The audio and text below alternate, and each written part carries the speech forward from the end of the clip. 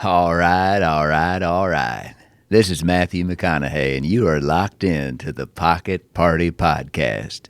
You feel that warm sensation in your pocket? That's a party. Here's my buddy Darren Carter. Yeah.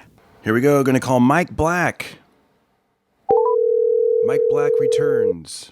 Mike Black attack. Hello? Hello. I was just explaining. I said we're going to call Mike Black attack, but I said he doesn't go with that anymore. He's Mike Black returns. No, what is it? It's the new Mike Black. Mike Black is back. Mike Black is back. Mike Black returns. That sounds lame. Yeah. You're thinking of Batman. Yeah. Batman Returns. That's cool. I just want to tell the audience, there's a couple of guys I know that have this unique ability to just speak extemporaneously about certain topics, and they're so good. And you're one of them, man. I called you on the phone the other day, and I go, hey, I just watched this Roddy Piper documentary, and you just launched into like a 20-minute solo podcast. Yeah, I think most people call them bullshit artists. Yeah.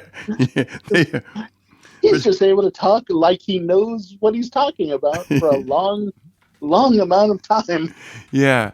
You know what's funny, man, is I was watching that documentary, and I'm paying attention to, when I started learning how to edit, I paid attention to things a certain way, like, oh, that's how you, okay, do a split screen or do picture in picture. And one of the things I noticed is the people that had the ability to talk about wrestling and they knew every, WrestleMania, and they could name things, they don't call them, because I was calling you like Mike Black, pop culture geek, or they would say like aficionado. But you know what they call these guys? Historians. Ooh. I like that. So guess what? You are now a Mike Black. You're a wrestling. I love just the idea that any asshole is proud of being called like, I'm a WWF historian. I know. I guarantee at least one of those idiots got business cards. Exactly. Like the other guy that I know, and I did this too. I noticed like and the other guy is our buddy Rick Ramos, who he's been a regular. Yeah, luckily he's been on this podcast a few times. I'm gonna have him back more. Can I tell you a quick thing about Rick Ramos? But real quick, let me just finish this sentence real quick. I just gotta tell you. So I noticed when I would call like Rick Ramos from Watch This Podcast, and it would get some good downloads, and then I was like like movie and music enthusiast. I was like, enthusiast. As soon as I called him a historian, it was like, he doesn't know that I called him that, but I labeled that, and it actually got more downloads. I think because that's what he is. Guys like you and him are like just, you're special. And before you tell me that story, I got to tell you, he was recently on the podcast, and I go, man, I got to tell you, your love for the blues music and the 50s music. I've been listening to the 50s music, just getting, prepping for this podcast with you, and I told him, I heard a song I'd never heard of before, and I told him the storyline, and it's about a guy who's like, please don't kill me, I've got 3 kids and a sickly wife, and and don't, that kind of thing. And I go, but then there's like this happy saxophone in the background. and out of nowhere, Rick Ramos was like, oh, you mean Stagger Lee? I go, what? Yeah. He's like, that's Stagger Lee. It was recorded by Cole Porter, recorded by blah, blah. And he starts naming all these people. And I'm like, dude, I never even heard of this song before. And he's like, giving me the history of it because he's a historian. Yeah, there's a couple of songs about him that like he gets mythical as time goes on. He becomes like unkillable. Like in one song, the song ends literally with him killing the devil and ruling hell. Oh gosh! Wow, crazy. That's but hilarious. Yeah, but Rick Ramos, just a quick story about him. He used to run a book show in L.A., but the people that owned the bar that he ran it at was like, we're going to get an ad in L.A. Weekly. And unbeknownst to him, they took his headshot and ran this ad, Wednesdays with Rick Ramos. And it was like just the dopiest picture of him smiling really big and everything. And oh, yeah. So when everyone saw that in LA Weekly, we all gave him a bunch of shit. But for years after, I called him Ravishing Rick Ramos. Which hilarious. Circles back to wrestling because I took that from the great heel wrestler, Ravishing Rick Rude, who he would seduce other wrestlers' wives. Nice. That's a good storyline. Yeah. Yeah, and in the storyline, he would like have affairs with them, and then beat the guy that he had the affair, like in front of the wife. Oh my God! The audiences hated that. They were like, "Get him! It's not. And that could be like, me up there." Yeah. He was like Burt Reynolds with a mullet, like that kind of looking dude. And he had on his tights, he would put like the women's faces that he was seducing, or he would put pictures of himself and stuff like that, And his finishing move was the Rude Awakening. Oh, dude, that's great. I thought that was so awesome. But yeah, I love, man. I got to tell you, the last 3 days have been, dare I say, delightful, because the last 3 days I've been watching like wrestling clips. First of all, I was like a casual fan back, when I was, 12 years old, 13, 14, like that age. And I knew that, yeah. But then I saw the documentary and I'm like, wow, I guess I do know a lot about, I knew more about wrestling than I thought. And there's so much there. And, it really doesn't it kind of correlate to you with like the history of stand-up? Absolutely. Where it was like in the 80s, it was just one of those things that was just so mythical and great.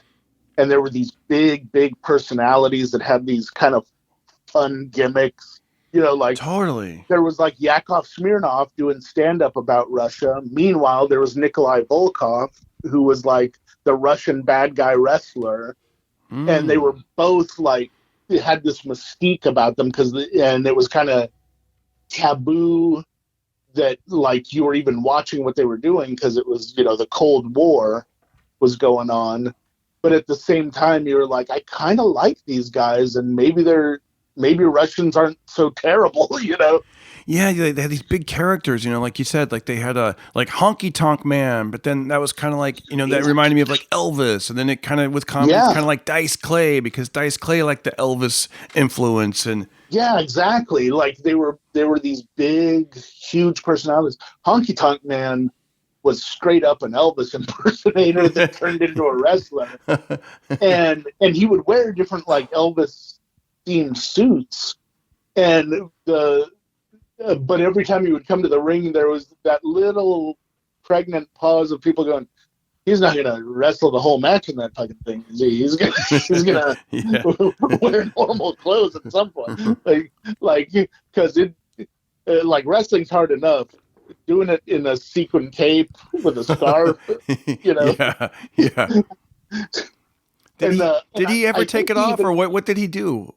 Yeah, he would, I guess Elvis's jumpsuits are pretty easy to take off. You just unzip it and toss it to the side. And then you say, thank you very much. Thank you very much. Yeah, no, I'm sure Elvis perfected that with groupies and stuff. Yeah. But I don't remember if he was ever like officially sanctioned by Elvis. Probably not. But like if he did like the taking care of business or something like that, if that was like his signature move, that would have been great. But he would smash his guitar over people's heads. Oh, that's awesome. No one else was doing. Dude, that's awesome. And that's what I'm saying. His action figure actually came with a guitar that you could break. I love this stuff, man. I'm telling you, when I say delightful, I mean delightful. Like some of this stuff, I knew of them. I knew a little bit about them. Some I didn't know. And I've just been watching YouTube clips. I watched clips from The Wrestler with Mickey Rourke. And did you watch, did you happen to get to see one of the best things out there, the resurrection of Jake the Snake? No. Oh, I got to watch that. Oh, man. It's so good. It's so good. I won't ruin it for you, but basically... By the way, if you want to show your support, every little bit helps, and I really mean that. PayPal, go to DarrenCarter.com.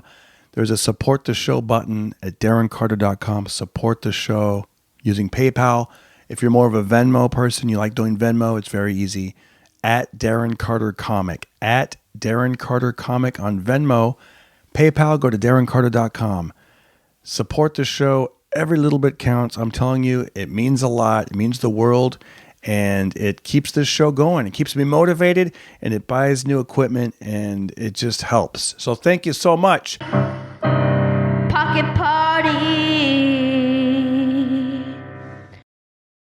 most of the guys you think of have a certain build, and he was kind of like that. One of these things is not like the other sort of dude. He was like a skinny, tall Texan sort of dude. I wouldn't say like skinny, but like certainly not like bulky, gym rat sort of guy. He had like a dad bod.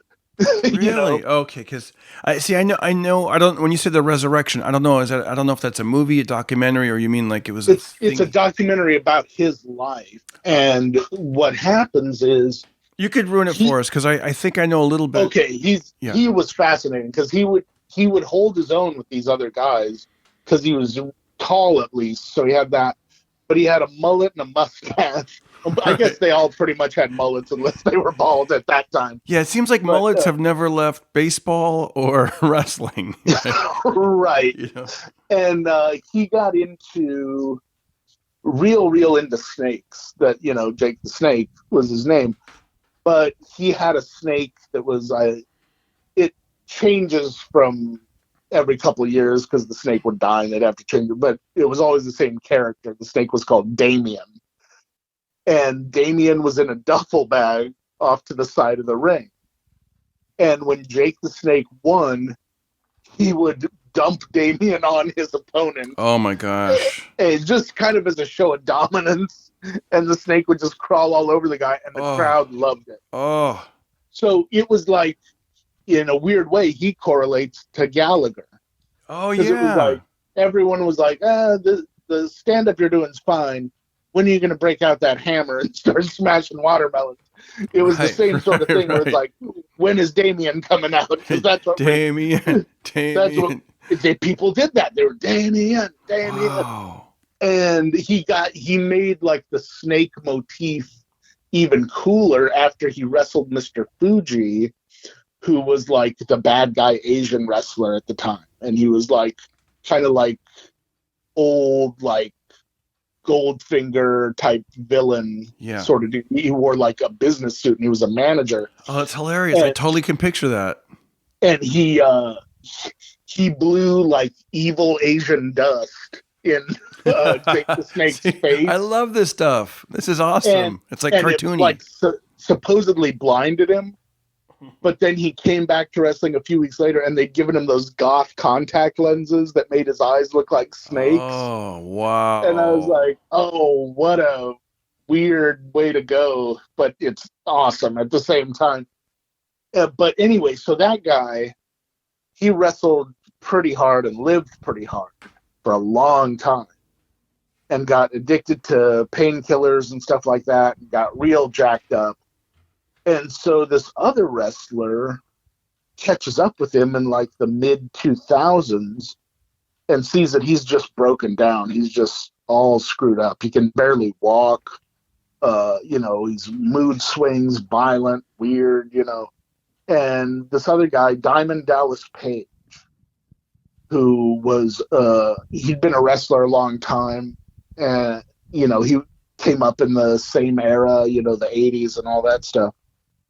That guy basically just took him into his home, got him to kick the habit, started doing physical training with him, and started like feeding him right. Like, you're not going to eat any more junk food. You're going to start working out. You're going to start, he kind of just gave him structure more than anything.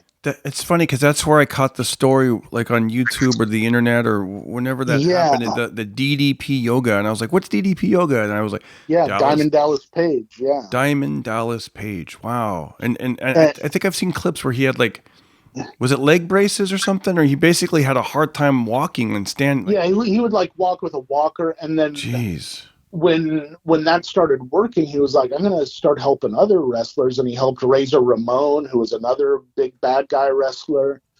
And that guy, him and Jake the Snake both had inductions into the Wrestling Hall of Fame like a year later. And that guy came in on like a rascal. He couldn't even walk anymore. Wow. And by the end of it, he was able to walk just fine and he was doing great. And, they both went and looked great at their inductions and stuff like that, and got to give speeches and everything. And So it's pretty emotional. It's pretty great to see. That's It's awesome. kind of tragically opposite of the Ultimate Warrior. Yeah. Yeah. What's the, it's funny you bring the Ultimate Warrior. Like that's another name I've heard. And I saw him in a clip this morning. I think he was fighting Honky Tonk Man. I think that's who it was. Cause I was like, Honky Tonk Man, I want to see him. Am I right about that? Did they fight? I think they did. I would wager that they fought over cocaine at least. Thank you very much. Thank you very much. Yeah. Well, I think that's who he was fighting, and I was like, "Wow, that guy looks so cool." The Ultimate Warrior, like he's this big, strong guy with his face painted, and I was like, "Man, whatever happened to that guy?" And then I saw. Well, he did too much blow basically, and he started like missing gigs and being hard to work with. Dang. So they let him go. Wow. But the name Ultimate Warrior was a WWF copyright thing, so he couldn't go wrestle anywhere else as the Ultimate Warrior, and he'd had that makeup on, so nobody recognized him. So he literally changed his name legally to Ultimate Warrior. I saw that. They said, like, he legally changed his name to, I think, Warrior, and his family, their last name is now Warrior, and it's like, right, yeah. It's... but he did his induction, like they mended fences enough for him to do an induction into the Hall of Fame, and he died like a week after that. Oh my gosh. But like he had that one last big moment, which was kind of nice, but then, passed away shortly after, so that's just crazy. And he had they gave him a really cool, coat that he wore into the ring that had the mask on it. Oh, it's cool. And all that stuff. It was pretty touching to see, Yeah. They said there was some sort of urban legends, at one point where they're like, is that really the Ultimate Warrior up there? Because the body looked a little different, the mask, you couldn't tell with the paint, and it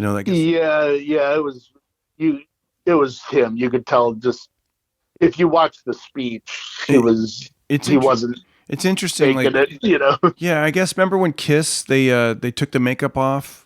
Because I mean, or even like the unknown. Hey, back to characters in comics. The Unknown Comic. Do you remember the Unknown Comic? Oh yeah. For our audience, and they're too young to remember that. I remember. Was it Make Me Laugh? I think it was Make Me Laugh or The Gong Show. Yeah, it was one of those. He was real big on that show. His name is Murray Langston, I believe, and he would wear a paper sack and tell quick crazy jokes, and then sometimes the sack he'd take. Yeah, it was a paper sack with a face on it. Yeah, he poked holes in it. So it looked kind of like a face. And he'd be like, all right, you want me to take the sack off? I want to take the sack off. I was like, yeah. Then he'd take it off, and there'd be another one underneath. And yeah. He did a movie called, I believe it was called Night Patrol. Mike Black, unknown comic historian. Where he wore the mask for a little while. Wow. But then he was just his normal face. He looked kind of like Chuck Norris's shitty brother or something like that. Yeah, I remember that. Yeah.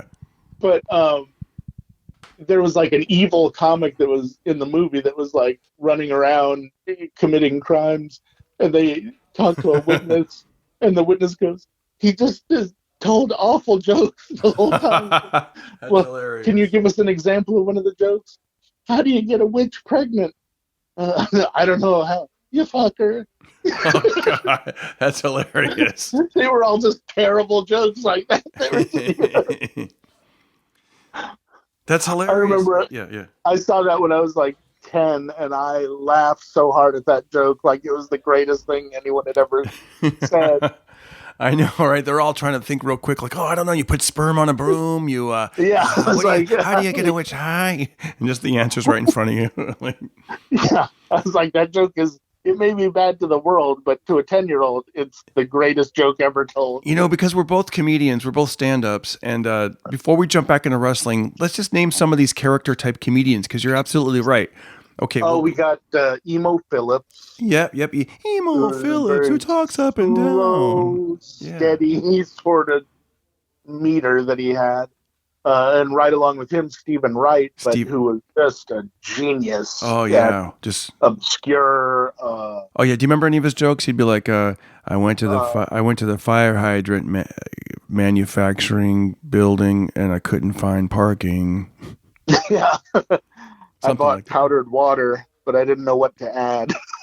that. Yeah, so you got Emo, who's on one side. I'm going to talk like this. Then you got Stephen Wright. Yeah, yeah, Dangerfield, Tennyson. right? Even Dangerfield was from the earlier decades, but he still had that hey, okay, everything, no respect, all right. It just, Yeah, and there's a he had a character. very visual look, like the Yeah. big bulging eyes and the red Oh. tie, Yeah. and he would always do the adjust his collar after a joke didn't land, Yeah. He's okay, And, all right. Yeah. yeah, and we have Yakov Smirnoff, of Yes, course, Yakov. Yeah. who, the he said when he moved to America, his big line was "What a country!" He was like, Yeah. Yeah. I saw a furniture store that said we stand behind our merchandise. That's why I left the KGB. I don't want anyone standing behind my sofa. Yeah. Yeah. By the way, But yeah, he had his own theater in Branson, Missouri, and I yeah, talked to Jimmy Brogan about that, and he would do Yakov would do shows at 9 a.m. like those early bird specials. The older people would go have breakfast, and then yeah, at 9 a.m. they're doing these sold out theater shows. I'm like, wow, yeah. Well, the thing is, he was clean also.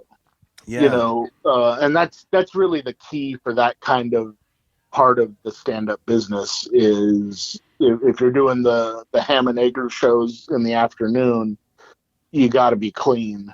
If people are taking their whole family, yeah, and and he had a lot of his comedy is very nostalgia based, so older people get it. They're like, these are people that in the prime of their lives, they would rather be caught dead than talking to a Russian. right. And now they're like laughing about the good old days with one, which I think is one of the coolest things about comedy, is that, Yeah, and also oh, his love for he's like America, what a country, and so they're like yeah, it's and like that was genuine. Like, I yeah, don't know if, absolutely, yeah. did you go to Mitzi's wake at the Comedy Store? They did kind of, I call it a wake, but it was like a service for her. I did, but remind me. Well, Yakov got up to talk about her, and what was cool about him and about her. He was very enthusiastic about being in America, and he was living there with his father. And his Hmm. father was, doing construction and odd jobs and stuff like that. And so she said, "Are you guys making it?" And he goes, "I don't know. I don't know if we're gonna be able to stay out here much longer." He's like, "We love it. We're so happy to be here, but it's not. I don't know if it's gonna work." And so she said, "Well, I have a job for you," because she had just taken over the Comedy Store. And he said, and she put us to work in the store. And he goes, "In fact, I can tell you for certain that every table in this room, my father and I built." Mm. And those, like, that was in the main room, and like, you, I Yeah, had never heard that before and never knew that, but I was like, those tables have been here since the beginning. And I yeah, was like, that's pretty fucking cool. And Byron Allen went on to talk about how she was good like that. She gave him a job. She was like, "I want you to help me clean out the attic." And he goes, "Okay." And so he goes, "Are do you need storage space or what?" And she goes, "No, I'm going to do a room up here just for the girls because they kind of are getting overshadowed by the guys, and I want to give them their own space where they can go up and just have an all female lineup." And he was like, "You got to understand, at that time, no one was doing that. No mm. one had ever done that before." And she picked like Sandra Bernhard and Roseanne Barr and all the, and really had some bringers, like some people that could bring heat. And he goes, and what we were cleaning out turned into the belly room. Yeah, And that was where the first all female lineup started. And he was like, now, he goes, there are shows like The View, and there are all these like all female stand up shows and stuff like that. It's like she cleaned out an attic and started a revolution. He was like, that's the kind of person she was. You know? Yeah. I remember. I thought that was pretty cool. How mystical was the Comedy Store before you? For me, it was just like this place before I went there. I mean, it still was after I got to go there, but I'd heard about like, it's like a 3-ring circus. There's 3 rooms. There's the main room, the original room. They call it the OR, the belly room. And I was like, man, I love comedy. I love being a stand-up. I can't wait. Because before I went there, before I really got into like even the La Jolla Comedy Store, I was mainly doing, steakhouses. All right, like the Black Angus. We're going to clear the dance floor and do comedy. And I would do like some comedy clubs on the road. But to hear about like a one building that had 3 different rooms. Yeah. It was amazing. And I remember, especially when I went there, the first time you're seeing like, Andrew Dice Clay in a hallway, and you're just seeing like these huge, like, it's really, it's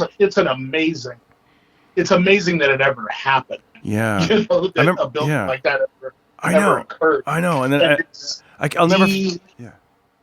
I was going to say it's the living embodiment of free speech in America. It was I want to say it was like 99. I was in the main room. I got to do a show like one of these lineups where it's like 10 comics and Henry Winkler was in the audience, and I can't believe I got to perform for the Fonz. And of course, I go, as soon as the show's over, I go hang out in that little lobby area, say goodbye to everybody, and I couldn't wait to meet the Fonz. And Henry Winkler told me I was cool, and I wrote that down in a little notebook. Like, the Fonz said that was cool, and I was like, he really might be the sweetest man in all of Hollywood.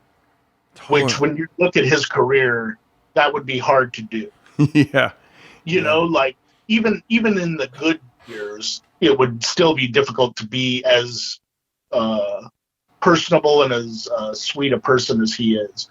I went out for a pilot, and he was going to play the dad on the show. The show didn't end up working out. I think it over time became Arrested Development, but I'm not sure.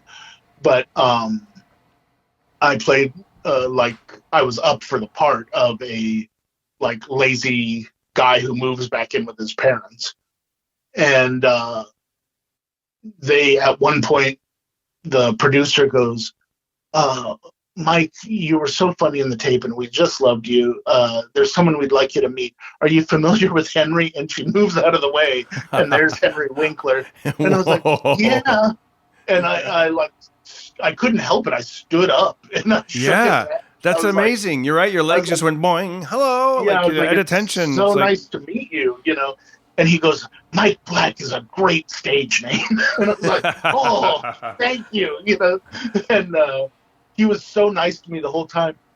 But we were at Network, which is where all the network suits are watching your last audition to decide whether they're going to put you on it. And when they do that, they give you a contract just in case it goes well and they like you. And you look at the contract and it says, it'll be blah, blah, blah, blah, blah. We'll be paid, $20,000 an episode, blah, blah, blah, blah, all this stuff. Yeah. And I was like, if I do 12 episodes, I'm rich. Yeah. So that's the pressure I had going into this audition. and Martin Mull was there, and Harlan Williams was there. Wow. All Larry Green, all these really great people. Not Larry Green, Larry Miller, and like really, really great people that I'd seen on TV. Everyone in the audition process was someone I had seen on TV a lot. That's amazing. Except me. Yeah. Yeah. And they come out and they go, okay, just so you guys know what's going on, this is the order we're going to go. And the order literally crescendoed in fame, where the very last name on it was like Martin Mull, and then Henry Winkler, and then Mike, you'll come in. So I was like, wait, I'm following all the famous people, and you're ending with the most famous person, and then I go in. And they're like, yeah, that should be fine. And I was like, I've been doing stand-up for a while. It will not be fine. I was like, I know how that goes. Yeah. But so I'm waiting for Henry Winkler to finish dazzling the shit out of the network executives. And I'm hearing just killing laughs, just destroying him. And he leaves, and he's literally like blowing kisses at the people, and he's like, "Bye, everybody, wonderful. I had such a good time with you guys." And they're like, "Oh, we loved you so much, Henry. Thank you for coming in." Blah, blah. Yeah. And so he's leaving. He sees me, and he goes, "You're gonna do great." And so I was so happy and so relieved to hear him say that I give him 2 thumbs up. Oh. And he kind of like cocks his head to one side. Like, does he realize what he's doing? Yeah. And then he just keeps walking. And the security guard saw me realize what I was doing, that I was doing the A2 fucking Fonzie. Yeah. And I felt like such an asshole. And I was like, oh, and my thumbs literally like shrank back down.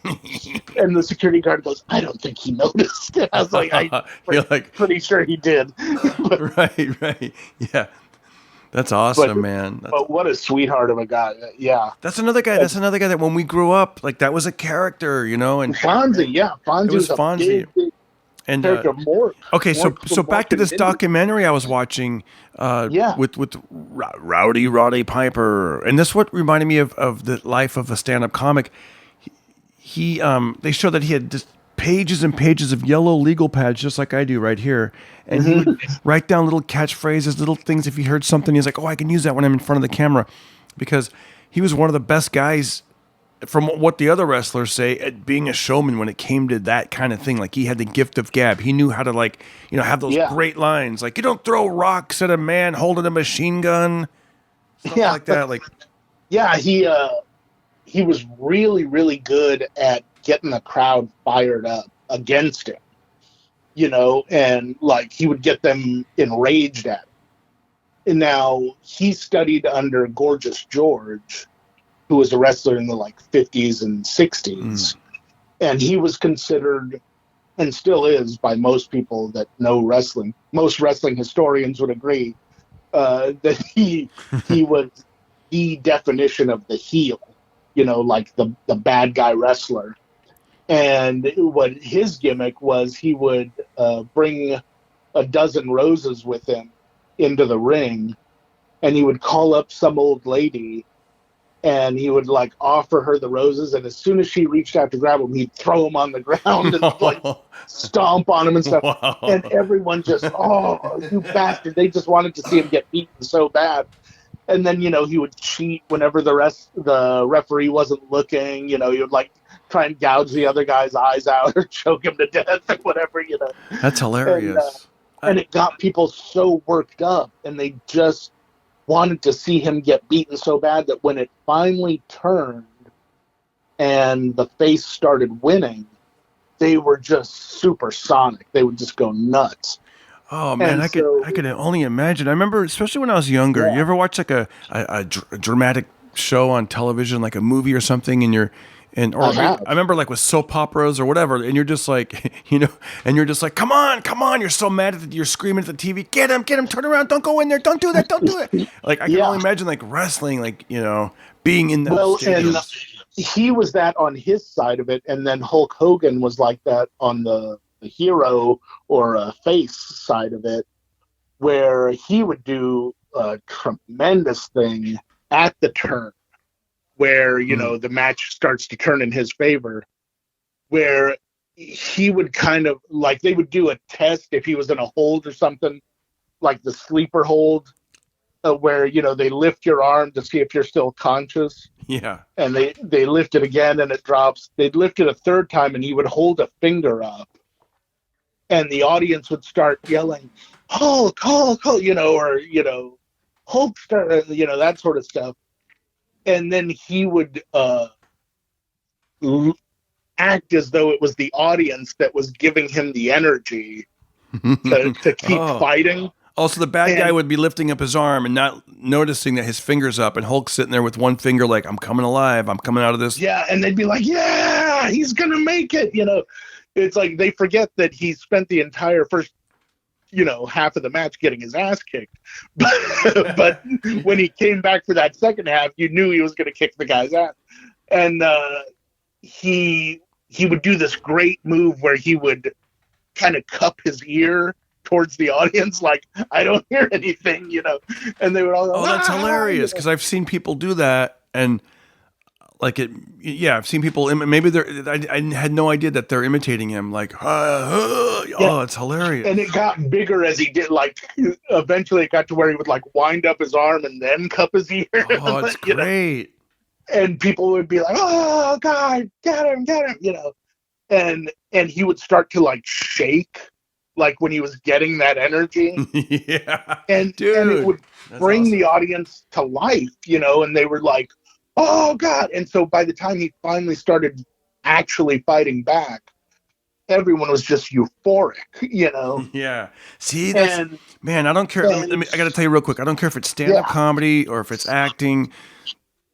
The thing that I've learned is slowing down the time, because when you, like with acting, if you just, whenever I would just rush through the lines, that's not really connecting with anybody. But when I'd slow it down, people are like, man, you become a better actor. And I'm like, yeah, I'm just pausing more, or I'm thinking about, same thing with stand-up though. With stand-up comedy, like if you saw tapes of me early on, the first 5 years, or even probably longer than that, I'm like running around like a maniac and, talking a mile a minute. And I remember some of the headliners would be like, you're too fast up there. And I thought the first few times I heard that I was too quick-witted. I was like, like, hey, I'm too fast for this crowd. They're definitely complimenting me. Yeah, exactly. But no, I was rushing my words. I wasn't soaking in the moment. And I had a manager that told me great advice. She said, slow down on some of your lines, because it's just like when you read a good line in a book, you want to go back and reread it. You really want to take it in. She goes, you have some great lines. Those lines, let them sit there. Take those moments. Be in that moment. Like, and that sounds like, I'm sure, like the Well, Chris Rock is a perfect example of that, where he'll deliver the setup about 3 or 4 times before he delivers the punchline. Yeah. And then when he delivers the punchline, the audience, everyone is ready for it by then.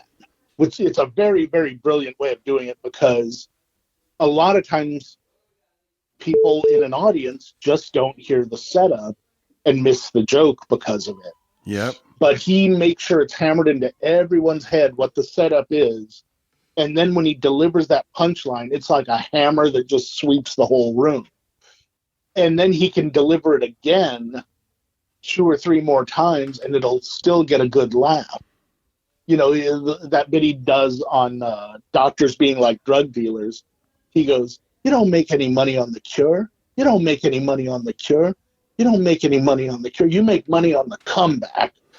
And by the time he said it that 3rd time, even the people that were on their phones, or the people that were talking to someone else or taking a drink order or what have you, everyone is on the same page by the time he delivers it. You don't make any money on the cure. You don't make any money on the cure. On the cure, you don't make any money. Yeah, exactly. He always does that repeat. Yeah. That's funny, though. So I could see the evolution of Hulk Hogan. Like, at first, he would put the hand to the ear. Then you're seeing is the more he does it, he winds up the arm. And then he really... Yeah. And then, once he won, the real show began. He would start doing, bodybuilder poses. That's awesome. In victory, and, he took a lot of those from what Schwarzenegger was doing. And but they were these big, iconic, power poses. And I remember every kid I knew would imitate those after, That's so cool. And see, I got to look into that. These are things I barely remember, but I don't.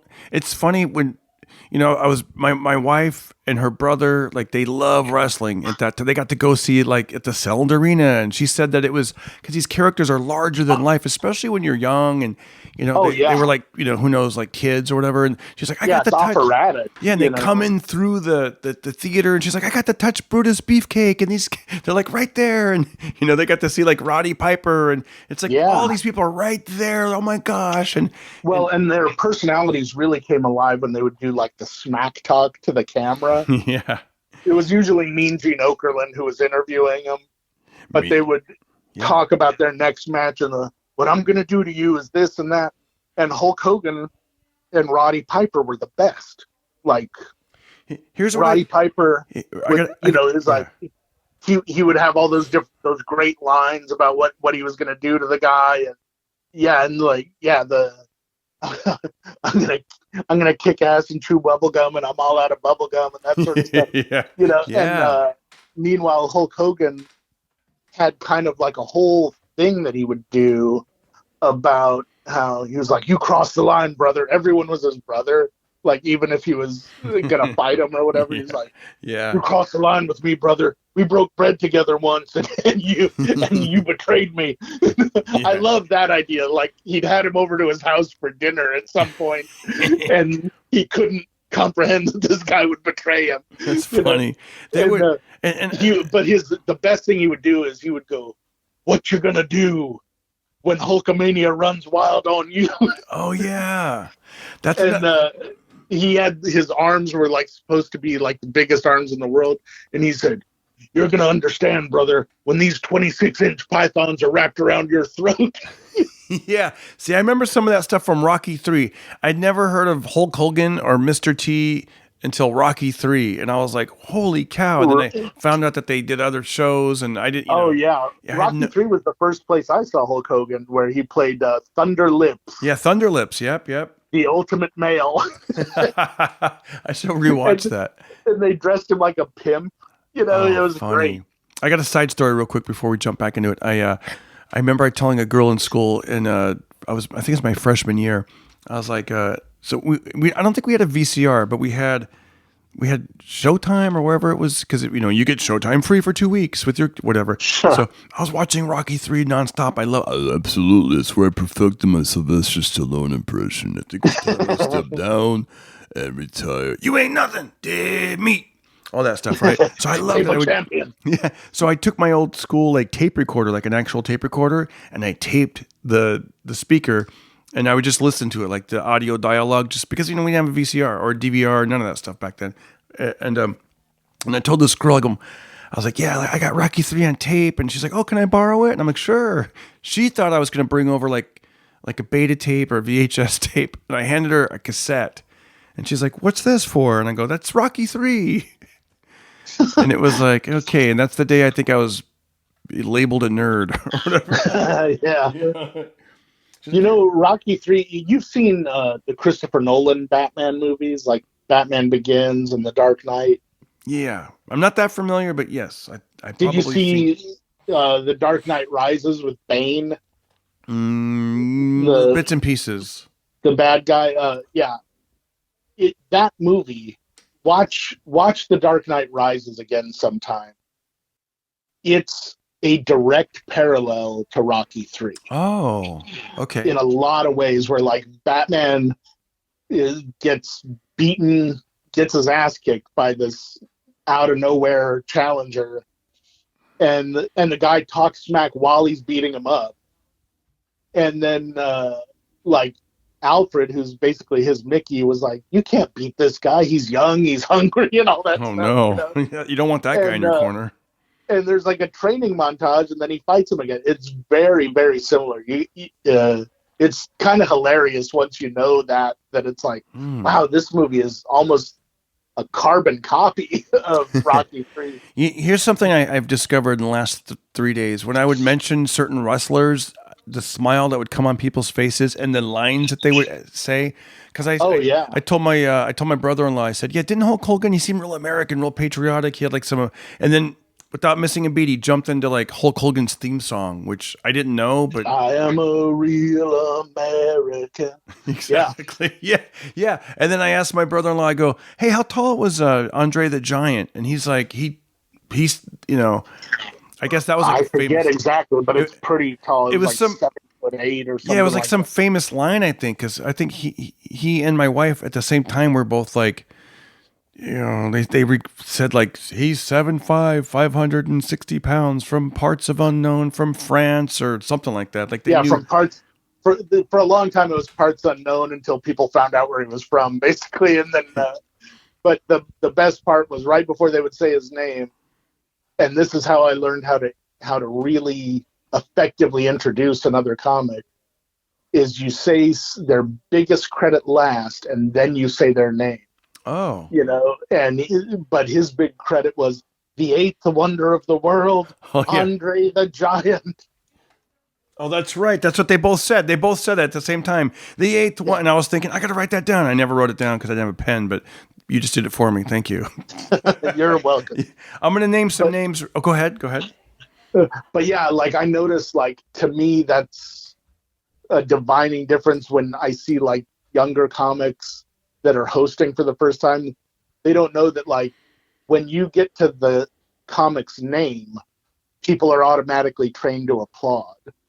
So if you go, our next comic is Mike Black, they'll just start applauding. So you can't say their credits then. Yeah, they do. And I see them try to do that. They'll go like, our next comic is Mike Black, and everyone starts applauding.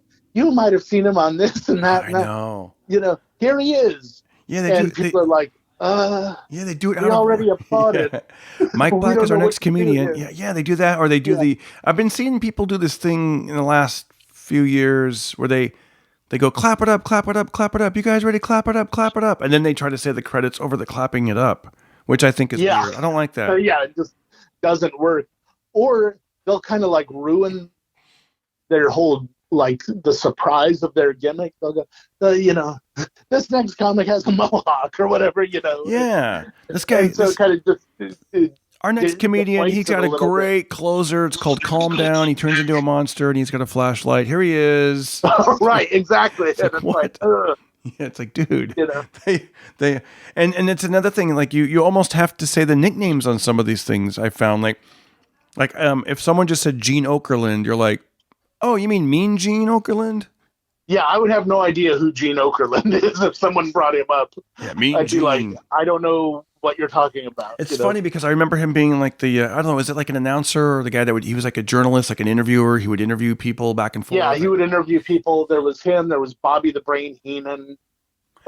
Here's something I didn't know about Mean Gene. I didn't know that he also. Did you know he was a wrestler? That he wrestled?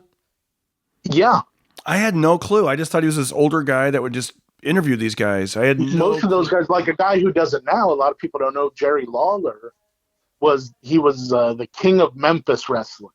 Wow. And he fought Andy Kaufman a number of times when he was wrestling against women mostly. And he was like, well, why don't you try wrestling a man? And so they had a match, and he put him in the hospital. He like did like a bunch of like head drops on him and stuff, and like they lead him out, you know, with like the whiplash collar and stuff like that on the stretcher. And my parents were like, see, that's what he gets for doing that. And what they didn't get, and what I didn't fully get until it dawned on me later, was that basically Andy Kaufman just wanted to be a bad guy wrestler. And so he worked it out with Jerry Lawler to do that. And he was like, I'll piss off a bunch of women, and I'll be a terrible guy, and you can challenge me, and you'll be the big hero that, you know, beats me up. And it went perfectly. It went exactly the way they planned it to, you know. But back then, everyone still thought it was kind of real, you know. Yeah. You know what? They're really good at that, because there's certain things I'll see. Well, obviously, we know certain things you're like, okay, but still, they're jumping off. I love that line you told me on the phone. About Mickey Rourke talking about the wrestler, where he said, you know, when he was studying, he was like, it is all staged, of course, but when a guy jumps off the turnbuckle onto another guy, there's one way to do it right and about 500 ways to do it wrong. And no matter how you do it, it's still a 300-pound guy jumping, 20 feet in the air onto another 300-pound guy. There's going to be some damage, Absolutely. And so it's like they did a really cool commercial for wrestling once, where they they just had each guy talk about different injuries they'd gotten. Where, like one guy was like, I got 3 broken ribs. One of them, I fell through a steel cage and hit the mat at, a story and a half high. And, Hulk Hogan, when he lifted Andre the Giant off the ground, which is still akin to one of the 7 labors of Hercules. Like, yeah, when you told me that, I was like, whoa. Andre the Giant. I've never seen anything like it. You know, I was like, how did that happen? Because it's one thing to lift a lot of weight on a barbell, but I mean, an unwieldy human is a whole other story. And that was Andre kind of passing the torch, because wrestling would have died with him if he had gone undefeated. It just got people would have stopped caring, But so they were like, Hulk Hogan's coming up. He's the guy that we kind of want to be champion. And Andre got exactly what they were doing. He was like, I'll wrestle him at the next WrestleMania.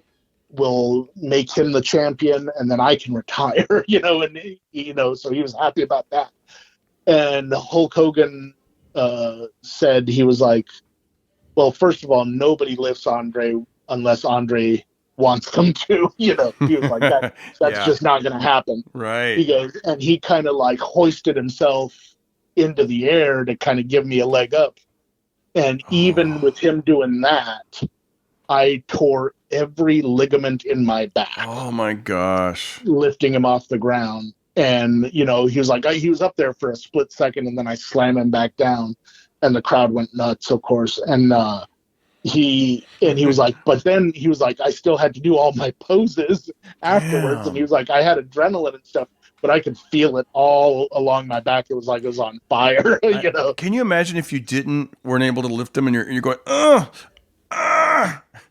yeah, it's just, nope. It's like, boo. They had to have rehearsed it on some level, don't you think? Like, to see if it could even happen. Otherwise, it'd be so embarrassing. I don't think they did. I don't think it was like, either we get this or we don't. Yeah, it's true. It's like, okay, we'll get close enough. Yes. Well, my dad, when he saw it, he was like, that guy's so big, I'm surprised he didn't burst when he hit the mat. And I was like, yeah, shit. Yeah, that was pretty dangerous, even, for his size and everything. That could have been pretty bad. Oh, I know we're all over the place with this, but I just love this topic. This is my new favorite topic now, wrestling. How about, and you know so much about it. It's like, oh, please, wise one, tell me about more Mean Gene Okerlund fast food chains. Do you know about that? While I was out dating girls, you were at home watching this. Exactly. Well, I was out there with my bright red hair. Yeah, you were at home like with mom and dad. Crushing ass. Yeah, you're like watching wrestling. They, I don't know why I just had this visual of someone having a Velcro pants and a Velcro couch, and they're just like, they can't get off the couch. They're just loving like television, But go ahead. There's too much good stuff on TV. I can't leave. Exactly. I don't need your Velcro, Mom. I'll say. They on the way. So my hometown is Fresno. So oftentimes when we would drive from Burbank to Fresno or over to like Visalia, Tulare, like that whole area, there's this right on the 99. There was a place called Mean Gene Okerlund's Hamburgers or something like that, like Mean Gene's Burgers. Oh, no way! Yeah, and I would see it all the time. And so before the podcast, I looked that up, and apparently I think his nephews had something to do with that. And there was like a chain of different types of food that Mean Gene Okerlund was associated with, and a lot of it was put in like Navy bases and like the different food courts at Navy bases, and then there was like things broke up and there was lawsuits and whatever happened. But I thought that was kind of interesting. Did you ever know about a Mean Gene Okerlund hamburger chain? I can't say as I did. I did not. Yeah, I knew about Pea Soup Anderson's. Yeah, exactly. What wrestler was that guy? No. He was not a wrestler at all. Yeah, with a name like Pea Soup, would have been to just throw up on you. Yeah, I was gonna say with the name like Pea Soup, I would hate to see his finishing move. Yeah. Yeah. First of all, yeah. Oh, that'd be kind of cool. He makes you a hearty dinner. Exactly. And have you ever heard that phrase? It's thick as pea soup, like the fog or whatever. Like that's a big Fresno phrase up here because it gets really foggy. I believe that from what little I know about Fresno. There's certain phrases I would say, and I'd have friends from the East Coast, they'd never heard it, and I always wondered, was that like a Fresno thing? I don't know. Like, have you ever heard this one? I mean, I'm sure a lot of people, because there was even a song about it where, like you hear something through the grapevine, heard it through the grapevine, because there's grapes out here, but that's probably common. Yeah, I don't think it's exclusively Fresno. How about this one? I remember this. I was talking to another comedian about a guy who would steal jokes, and I said the phrase something about dying on the vine. And he's like, "That's a Fresno thing." I go, "Really?" Like, I never heard that before. But I grew up hearing that phrase, like something dying on the vine. I never heard that. I mean, I've heard that phrase, but I never associated it with Fresno specifically. But how do you pronounce this word? And then we'll get back into wrestling. Now, this sounds so creepy to ask you this particular word, but I want to know, how do you spell this word? I'll spell it out. How do you pronounce Naked? Naked. When you have no clothes on. Naked. See, I say naked, like a neck, like a person's neck. I say naked. Yeah, that's the wrong way to say it. Sound it out. Yeah, naked. I know. And then I would say nude. But yeah, that sounds creepy. That all sounds weird. Yeah, anything having to do with the human body, exactly, sounds creepy to anyone with any sort of religious upbringing. Exactly. Yeah, exactly. They're all pretty much shame-based. Yeah, I know. Religions. Right? Yeah. So it's all going to sound just a little off-putting, coming from you or hearing. Yeah. No one wants to hear an Irish Catholic say naked. I'm by the way, I'm Southern Baptist, but you get the idea. It's even worse. I know, Southern Baptist. Yeah. By the way, I didn't know that we weren't supposed to dance, man. Like it was during the whole hip hop, pop locking, breakdancing era in the 80s. I was dancing and doing my thing and getting kind of good at it. And my mom was like, "That's a sin." And I was like, "What the?" I was thinking, "What are you talking about?" Like, we're Baptists, we don't dance, and it's sexual. And I'm like, "Not the way you do it." But I'm like, yeah, no, it's not an issue. Yeah, an issue. Yeah. Did your mom never get to see Flashdance? I guess not. No, hell no. I mean, or Footloose, I guess. Footloose. No, that's another thing. I know that's another one. I remember one time she dropped me off at the movies to go see Chariots of Fire, which is so boring. Remember that one? God. That dun dun dun dun dun dun. Yeah. The running. I remember I watched a little bit of it, and then I snuck out of the theater and I went over and watched Beverly Hills Cop. Eddie Murphy. I was like, I'm just gonna do that, but.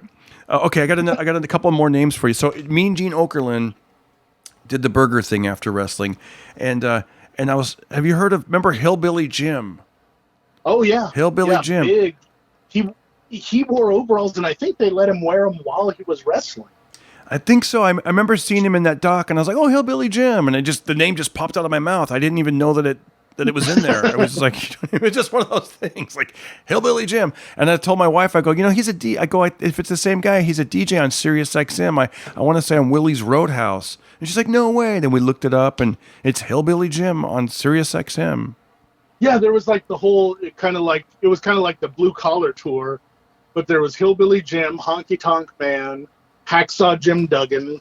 Oh yeah. All those guys would kind of tour the circuit together, That's good, but they were like the Larry the Cable Guy and the Jeff Fox. Yeah, the blue collar comedy guys. Boom! There you go. More characters. Larry the Cable Guy. He could have been a wrestler. Like a different era. Like if it was 20 years before.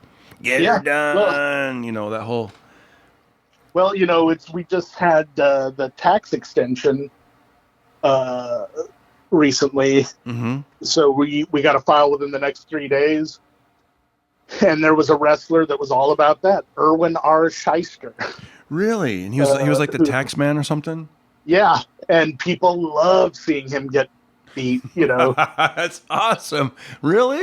That's hilarious. Yeah. IRS, Erwin R. Shyster. Oh, that's funny. Gosh. And he would come into the ring with a briefcase and glasses. Oh, people. And I don't know if he ever wrestled him, but it would have been fantastic to have him wrestle the $1 Million Man, Ted DiBiase. If they settled their tax dispute in the ring. I can't even imagine letting the IRS guy win. Like, they probably never let him win because it'd be like, who wants to cheer that guy on? Oh yeah, well yeah, they'd let him win so that they could do a rematch. Oh, okay. That was the thing. Was like the first time I saw Hulk Hogan live was at McNichols Sports Arena in Denver. My dad took me, And it was the first time Hulk Hogan ever lost a match. And he lost to Terry Funk, who branded him afterwards with a double toss. And Mr. T was managing Hulk Hogan. Brutus the Barber Beefcake was on the card, but it was before he became the Barber. So when he just beat an opponent, he would just pose and nobody cared. But then later he became Brutus the Barber Beefcake. And when he started doing that, once he won, he would cut his opponent's hair really crappily. And then he would spray like paint on it and stuff like that. And people loved it. And so it was always like the new, like, up and coming wrestlers that were like, yeah, I'll wrestle Brutus. I don't mind, do whatever. It's kind of like open micers are. Get me in there. Like, just cut my hair. I don't care. Just give me 3 minutes and I only have to pay $35. That sounds fair. I'll do that. Imagine if the host could cut comedians' hairs at open mic. Yeah. You can do 3 minutes at the open mic, but you have to buy a beer, invite 10 of your friends, and the headliner gets to cut your hair at the end of the night. In any way he wants to. Yeah. However he wants to do it. Yeah. Okay, I could do that. Yeah, I'm down. By the way, but listen, man, this hour flew by so fast. I would love to do a part 2. Can we do a part 2? It sounds like there's way much more. Never. I know. What if I just go? Under no circumstances we're gonna ever talk about wrestling with you again. Yeah, you're like, get it out, bud. No, this is a hit it and quit it episode. What if I'm like new phone? Who dis? Yeah, exactly. I'm like, let's do a part 2, and I just keep you on the line, and then let's do a part 3. It's like, dude, this is turning into an all-day event, Darren. I need to eat something. Shut up. It was exciting the first 4 episodes, and I'm just like, talk about Yokozuna. Exactly. or you're never gonna get to eat. Exactly. Come on, when I say Randy Savage, what do you think of? Tell me more about the Junkyard Dog. And when you say Randy Savage, I immediately think about Slim Jim. Me too. And then of course Randy Savage. And I was thinking, I was like, Randy Savage, is his name Randy Savage? Am I confusing him with the South Park character? And no, Macho Man Randy Savage. I was going to say, I Googled it. And I'm like, oh yeah, the Macho Man. He was so popular for that Slim Jim ad that at Comic-Con 2 years ago, they made an exclusive Randy Macho Man Savage action figure of him in his Slim Jim getup. And Slim Jim was all for it. They sponsored it.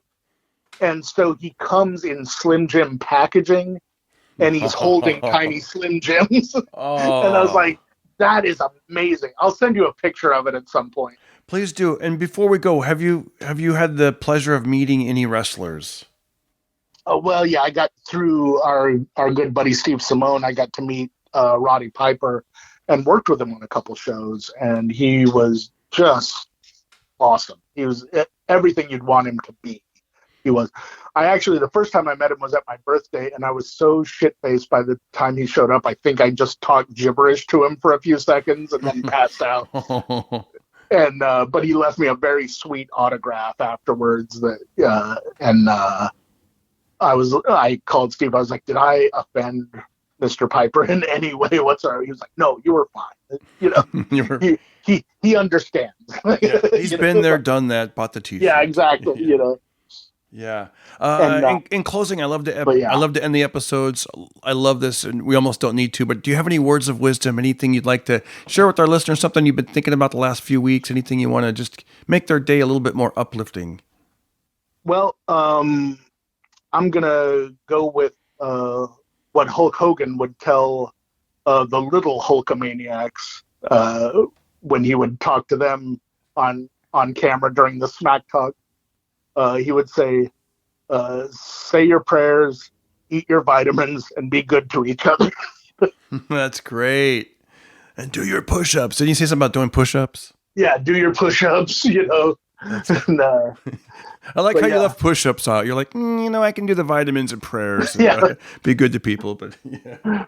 What you gonna do? When Hulkamania runs wild on you. I love it, man. I love it. What you gonna do when the party starts podcasting on you, brother? Yeah, he's gonna whip out his flashlight and shine that light in your eye. That would be my finishing move, I guess, like the flashlight thing, and then And then I'd have... you would call it the party finisher. Oh, I like it. The party starter. Brother, I just became the party finisher. And then maybe they give me a really big flashlight and I shine it in the person and they kind of shrivel up like a cockroach or something. I don't know. Yeah. Or you just beat them with it.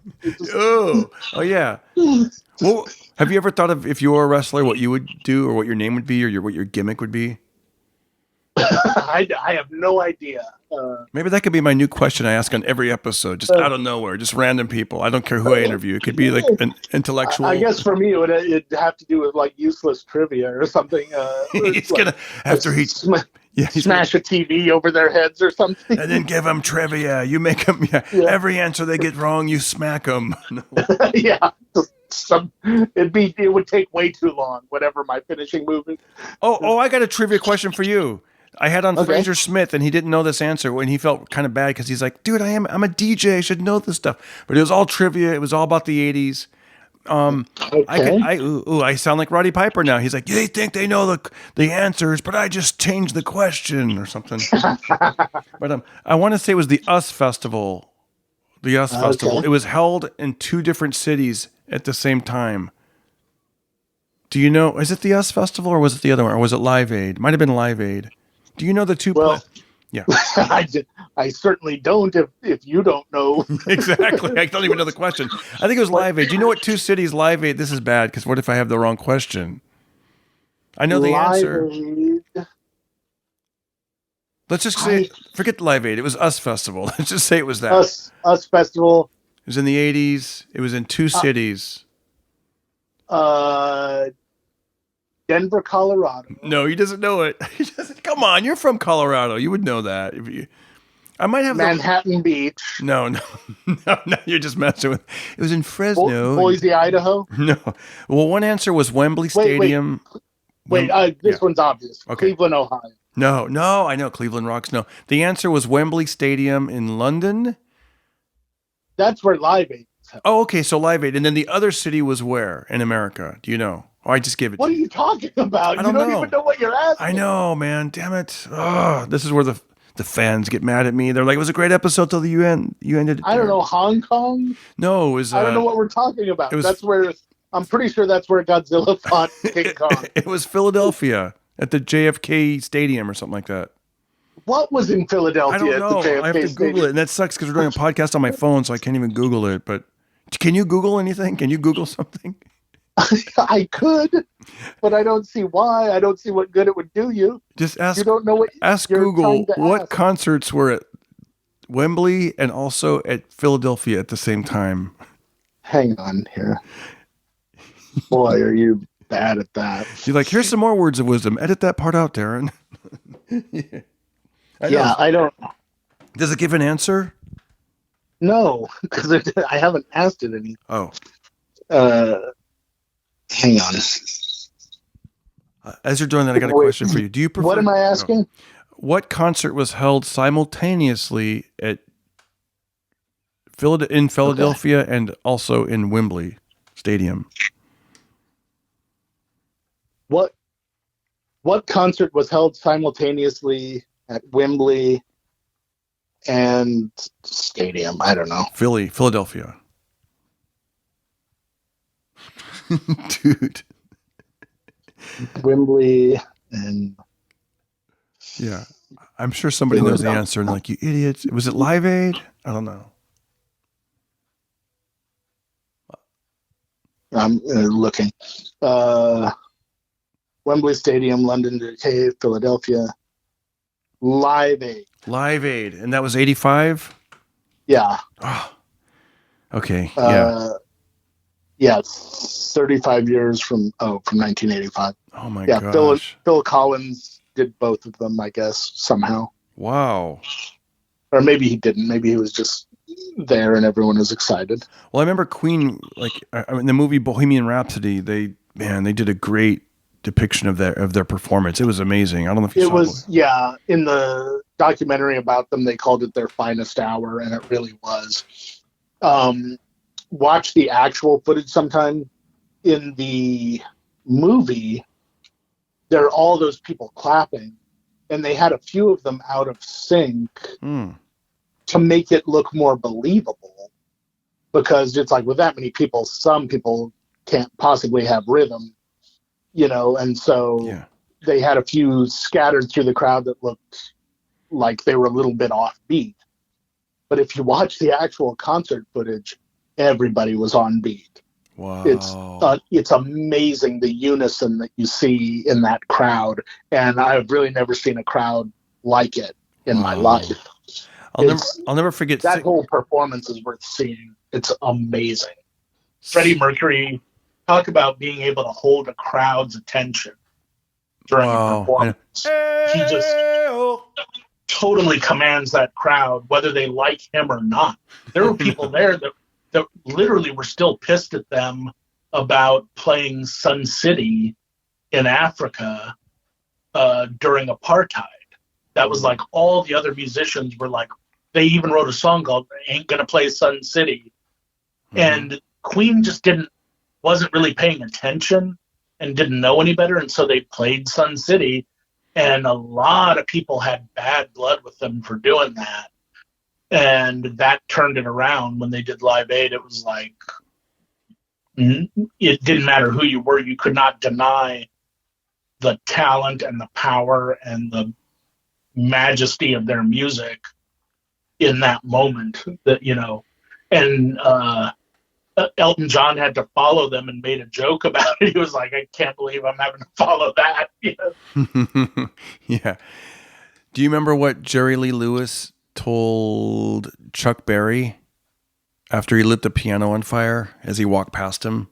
I believe he said, "Follow that, killer." Something like that, yeah. But then again, I don't even know what Two City. I knew the answer, but I didn't know the question. Well, that's good. Yeah, that's good. I got to tell you, I have my memory. How many times do you have to say Beetlejuice before he appears? 3 times. See, some stuff. Yeah, I'm random. See, if we were in a wrestling match, you wouldn't have gotten to smack me right there. What are the rules of owning a gremlin? Never let it get wet past midnight. No, that's your ex-wife. Oh God! Hey-o. No. What? Hey-o. Hey. Well, is it never let them get wet? That's one. And then something about they would come. Oh, really? There's more than one. What about the midnight? Why did I come up with that midnight thing? Where'd that come from? That's part of one of the other ones. Damn, I honestly don't know. What can they not do after midnight? Get wet. No. No, they can't get wet ever. It's my ex-wife. That's funny. I don't have an ex-wife, but that is funny, though. What is the answer? You're not allowed to feed them after midnight. Oh, feed them. Dang it. And the other one is they are not allowed to be in bright light, and sunlight kills them. Wow. Wow. I got to tell you, I saw a double feature. I saw Conan the Barbarian and Gremlins at a drive-in theater in Fresno as a kid, but the projector light bulb was very dim, and so the whole movie was like, it wasn't bright. You couldn't really watch it. That sucks. Yeah, it was kind of fun to watch, but it was kind of, it's a struggle. It was a struggle. It was like, Conan has a lot of dark stuff in it too. So yeah, so it was that's a tough one. Yeah, it was tough. You should watch Conan once a year. I should. Every man should watch Conan once a year. The Conan O'Brien show. No, I'm just kidding. Yeah, that's it. You're like, I think most people are watching it once a year, and that's the problem. Yeah. Oh, I got to tell my last Queen story. When you said Queen, I brought back a memory of 6th grade flag football. I was on the flag football team in another elementary school. I'll never forget this visual. They got off the school bus, and as they entered the field, they had this giant boombox, which you'd see back in those days. This giant boombox.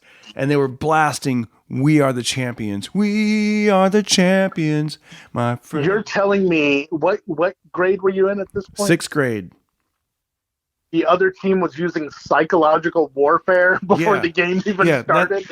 Listen, that part didn't really, whatever. They're just picking a random song, right? Okay, yeah, you guys are cocky. But this part that, oh my gosh, I'll never forget, because then it all came full circle of why they did that.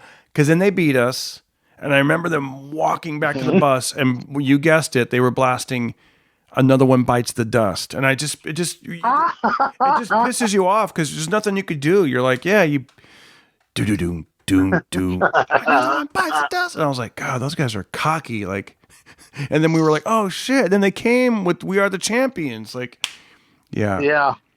Yeah, they messed you guys up mentally before the game even started. That's I think it's Sun Tzu, The Art of War. Yeah.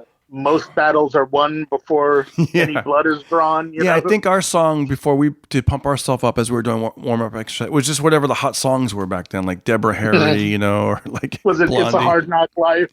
It's a hard knock life for us. Yeah, no, I think it was like the tide is high and I'm rolling on. I remember that song was popular, and then also I don't rock the boat, I don't tip the boat over. I had nothing to do with winning or losing or football. God, your coach sucked at this. I know, he just loved disco. It was like he just loved. Yeah. I'd like to buy the world a coat. Exactly. Yeah. Or Carpenter's tunes, you know, like Imagine by John Lennon right before a football game. Exactly. I don't know if this is going to work. Now we all love each other. Our team isn't really that pumped up, Coach. I'd like. Yeah, buddy, it was great hanging with you, Mike, and we'll do a part 2. I'm going to reach out to you, and maybe we'll do it later this week. It's just over the phone. Why not?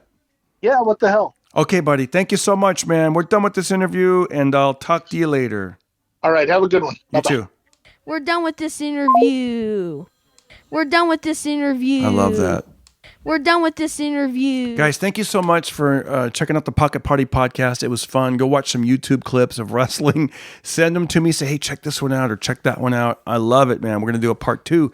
And if you like my podcast, you like what I'm doing, go to DarrenCarter.com. I got a PayPal button. Hit that PayPal button. Do a little donation, whatever you want. I'm on Venmo at Darren Carter Comic on Venmo. At Darren Carter Comic on Venmo. I'm also available on Cameo to do a video shout out. Special occasions, birthdays, graduations, anniversaries, or just a little pick me up and pump you up.